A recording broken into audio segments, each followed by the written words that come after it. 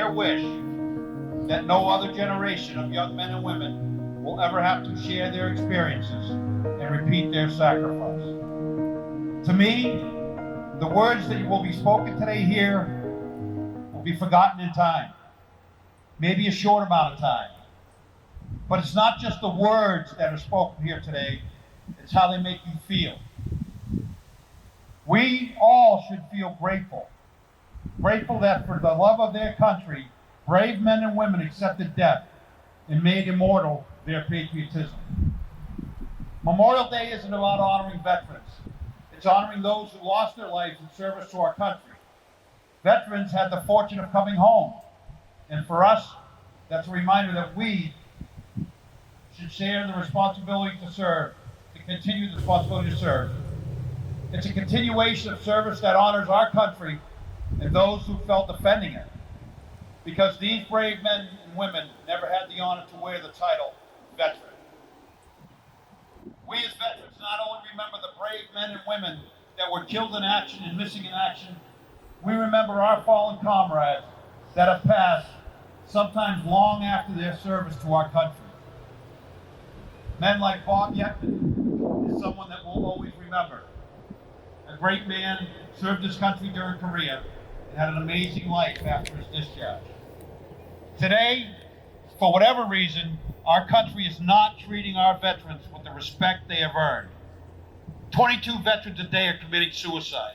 Over 60,000 are living on the streets. We as a nation have lost if we do not take care of the men and women who have served our country in the military. And when one American is not worth the effort to be found, we as Americans have lost. We must teach our children to love our country as much as the men and women to my left who died defending it. Our United States flag is something these men to my left loved enough to give their life for, and we must never forget. Today, people throughout the country will gather to remember, to honor, and to pay gratitude to those who served our country. Our gathering here is just one small spark in the flame of pride that burns across the nation today and every day. It's not a lot, but it's one small way we can honor those who have made the ultimate sacrifice so that we can live in freedom. Wilmington always has and always will remember her fallen warfighters and their families. And I promise you I will always fight for the Gold Star families, veterans and their families, as long as I have the privilege to serve as the Director of Veteran Services. Thank you.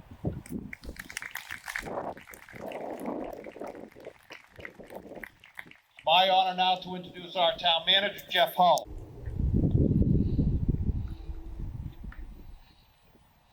Thank you, Lou. Good morning. It's Memorial Day 2023, a moment in time we as a nation take to remember and honor those who did not come home. Did not come home with their humor, their compassion, their verve, and the life with which they left. Brave men and women, both young and older, went off to serve this country and to serve us. They faced uncertainty, not knowing how their story would play out, and to confront the missions to which they were assigned. They served this country to protect our collective interests and to ensure that this beacon of hope and opportunity remained bright.